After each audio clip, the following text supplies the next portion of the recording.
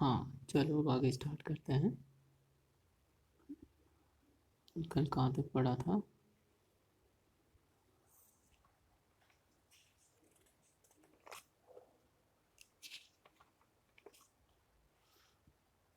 तो हमने body is said to be in motion वहाँ तक पढ़ लिया था। आज देखिए हमने बॉडी को रेस्ट स्टेज में पढ़ा, बॉडी को मोशन स्टेज में पढ़ा। ठीक है, अब हम देखेंगे कि उनके पीछे रिस्पॉन्सिबल क्या होता है कि कोई बॉडी अपनी जगह टिकी हुई है तो वो क्यों टिकी हुई है, कोई बॉडी मूव कर रही है तो वो क्यों मूव कर रही है, इसके पीछे रीज़न क्या है? रीज़न है फोर्स। ठीक है, तो फोर्स क्या होता है इस केस में देखिए।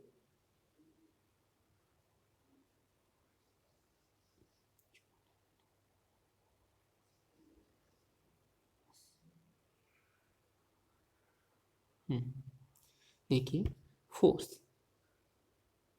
एक एक पेज लेंगे क्योंकि दो पेज साथ में कर देते हैं इसमें दिखना बंद हो जाता है। एक एक पेज लेंगे अपन। Force is any cause which produce or tend to produce a change in the existing state of rest or uniform motion in a straight line। अभी हमने क्या बात करी थी कि कोई भी चीज़ क्यों क्यों वो स्टेट पोजीशन में है, मतलब एक स्थित है, एक जगह स्थित है, हिल नहीं रही, और क्यों एक ऑब्जेक्ट मूव कर रही है। फोर्स क्या करेगा, इन दोनों जो अपनी अपनी जगह है, एक मूविंग है एक जगह स्थिर है, इन दोनों में चेंज लाने की कोशिश करेगा।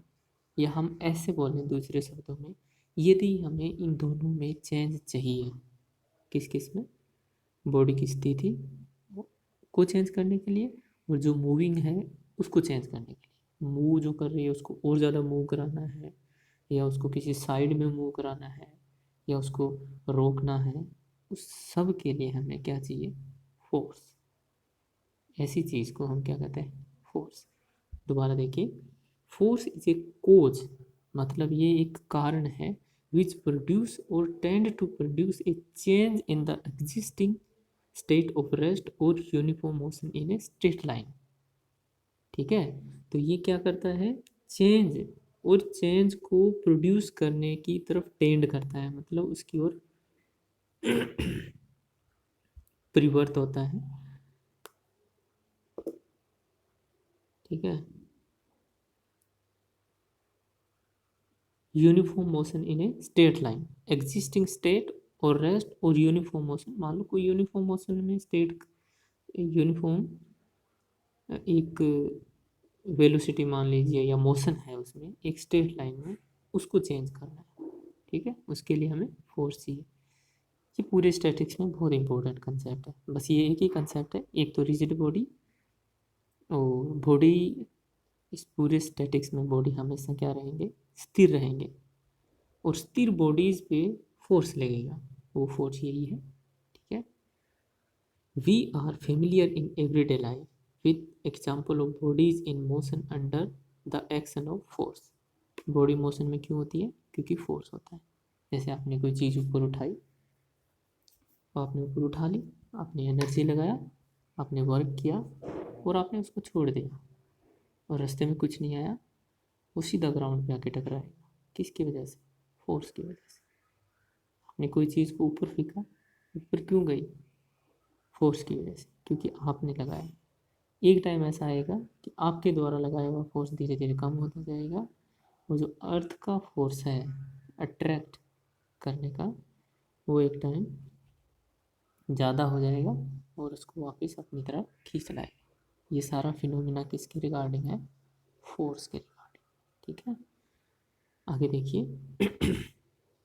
जैसे मैनी मैनी अदर एग्जाम्पल, इसके ऊपर देखिए, जैसे a garden roller at the rest on lawn can be moved by pulling at handle. जैसे कि ये रोलर पड़ा है, इसका हैंडल, यहाँ से आप इसको खींच रहे हो, इधर फोर्स लगा रहे हो। ठीक है, ये हैंडल इधर फोर्स लगा रहे हो तो ये क्या करने लग जाएगा? मूव करने लग जाएगा। ठीक है, थोड़ी देर पहले तो क्या था, रेस्ट में, जैसे ही आपने फोर्स लगाया तो क्या हो गया, मूव करने लग गया। किसकी वजह से, फोर्स की वजह से। स्टेज पहले क्या थी, स्टेशनरी, स्टैटिक था, और उसके बाद में क्या हो गया, मोशन हो गया। आगे देखिए, the roller can of course be brought to rest applying by a force opposite to the tape.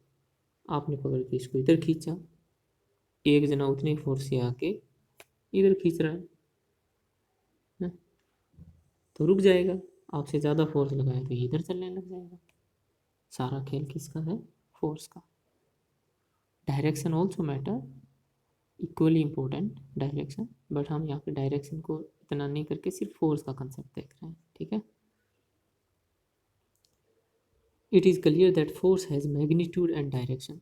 हाँ, इधर खींच रहा था कोई, इधर दूसरा भी आके इधर खींच रहा है कि मैं रोकूंगा इसको, तो नहीं रुकेगा ना, दूसरी साइड में खींचना पड़ेगा। ये तो कंसेप्ट है ना, दूसरी साइड मतलब डायरेक्शन।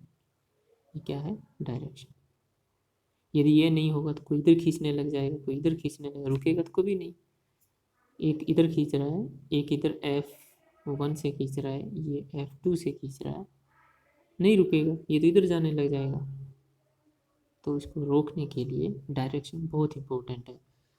यदि यहाँ कोई फोर्स लगा है इस तरीके से, तो दूसरा फोर्स भी यहाँ इधर लगना पड़ेगा, जस्ट इसके अपोजिट डायरेक्शन में।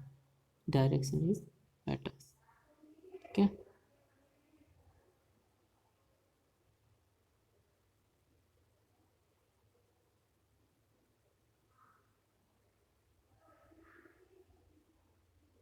फिर आगे देखिए,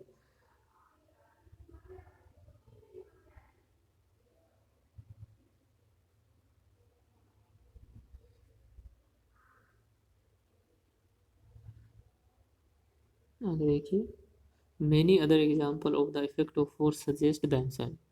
In a football is kicked, it began to move in direction of kick. देखिए, फुटबॉल में कितना इम्पोर्टेंट होता है, ये आपका नेट है जहाँ आपको बॉल डालनी है। आप यहाँ खड़े हो, आपको किक इस तरीके से करना है कि ये बॉल यहाँ जाए। मतलब आप ये ध्यान रखोगे कि आपको किक किस साइड में करना है ताकि बॉल इधर जाए। ऐसे नहीं जस्ट आँख मत करके आए, इधर से किक किया, बॉल इधर चला गया, ऐसा नहीं होता।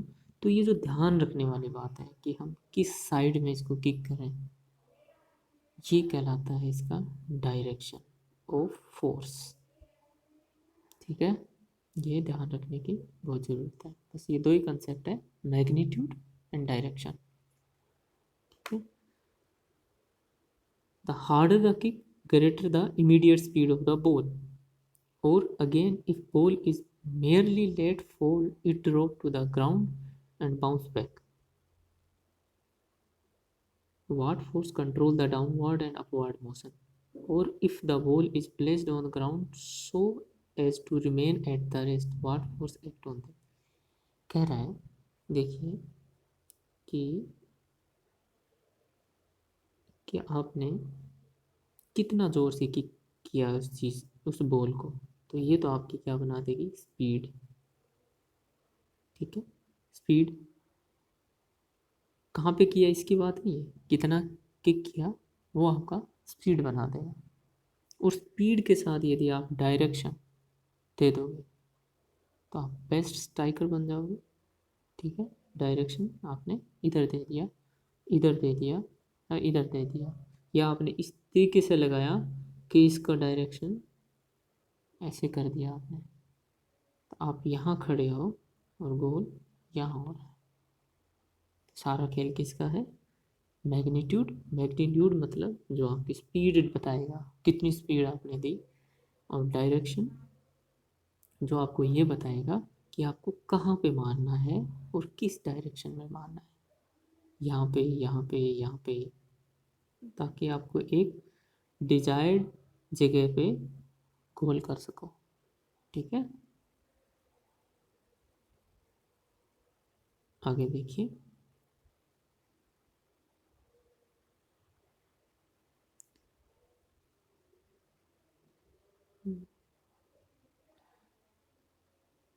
we note that in all these example two bodies are involved. ठीक है, that is the roller and the person pulling at the handle. कहने का मतलब दो बॉडी, एक बॉडी यहाँ पे पड़ी है, एक हमने किक किया, मतलब एक पर्सन और दूसरी बॉडी। ठीक है, तो एक बॉडी से दूसरी की तरफ फोर्स जा रहा है एक पर्टिकुलर डायरेक्शन में, यही तो स्टडी कर रहे हैं, बस यही है, इसके अलावा कुछ नहीं है। Football and kickers boot the ball and the अर्थ।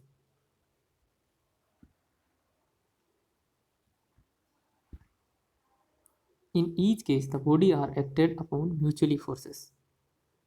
ठीक है, we say that there is an action on one of them and reaction on other. If we are considering only one of the body, we may say the force acting on it is external or impressed. However, if we are considering both body, we are refer to force action or reaction. देखिए, ये यही कह रहे हैं, जैसे ये body है आपकी, बॉडी ऐसी पड़ी है, कोई आसपास नहीं है, फिर भी इसके नीचे की तरफ क्या लग रहा है, फोर्स, इस साइड में, इस साइड में, इस साइड में, इधर इधर जिधर भी लग रहा हो। ठीक है, ऐसे फोर्स को हम क्या कहते हैं, एक्सटर्नल फोर्स। ठीक है, दूसरा आता है जिसमें दो बॉडी, इसमें सिंगल फोर्स हो गया ना, सिंगल फोर्स, दूसरा फोर्स नहीं होगा। अब दूसरा फोर्स आता है कि जैसे कि ये आपका बॉल है, आपने इसको किक किया, बॉल तो चला जाएगा, बट क्या आपके पैर को एहसास नहीं होगा, आपके पैर को भी तो पता चलेगा ना कुछ टकराया है। तो जो आपके पैर पे जो इम्पैक्ट हुआ है, दिस इज कॉल्ड रिएक्शन। ठीक है, और ये क्या है, जो बॉल इधर गया है, ये कहलाता है एक्शन। ठीक है, दिस इज कॉल्ड रिएक्शन और एक्सटर्नल।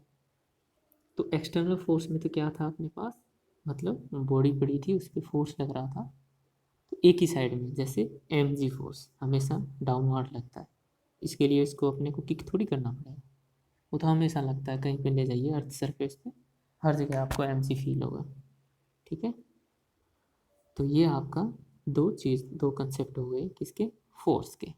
तो फोर्स में इंपॉर्टेंट क्या चीज़ रही, मैग्नीट्यूड एंड डायरेक्शन। ठीक है, अब हम पढ़ लेते हैं मैग्नीट्यूड का मतलब क्या होता है। The measurement of a force in KG, weight, gram or pound in its magnitude. The magnitude of a force can be measured by its effect.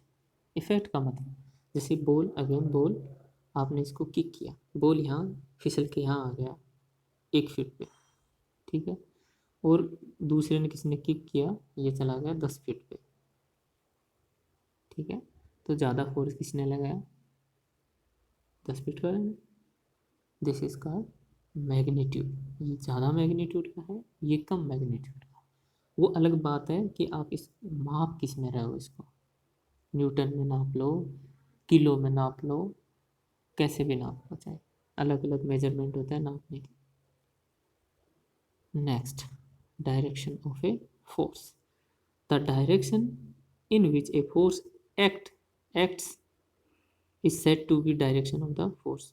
अरे भाई, आप ये जैसे वो बोला है, कैन बोल दीजिए, आप किधर से तो मारोगे इसको, कहीं ना कहीं से तो, इस बॉल को हिलाने के लिए कहीं तो हाथ या पैर इसके लगाओगे, और जहाँ हाथ पैर लगाया, ठीक है, विद रिस्पेक्ट टू इसकी जगह पे जो बॉल है, यहाँ पे आपने हाथ लगाया, इसकी पोजीशन क्या है यहाँ पे, और आपने धक्का किस दिया।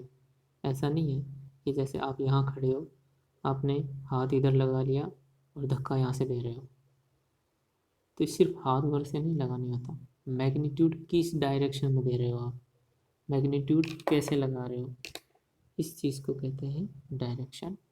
किसका डायरेक्शन, फोर्स का, किसके ऊपर, बॉडी के ऊपर, कितना, एक पर्टिकुलर मैग्नीट्यूड का। ठीक है, तो ये हो गया कंसेप्ट ऑफ फोर्स। फिर आता है line of action of force. अब ये तो डायरेक्शन की बात होगी। The line of sporting along which the force act. देखो, जैसे ये अपने बॉडी लिया, हमने यहाँ पे इस पॉइंट पे कह रहे हैं ये इसकी डायरेक्शन है, तो ये जो लाइन है ना, ये line of action of force, मतलब फोर्स एक्ट कर रहा है इस लाइन के अलोंग, ठीक है। This is line of action of force, point of application of force.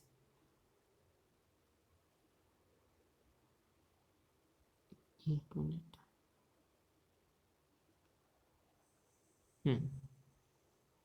देखिए, the point of a body at which the line of action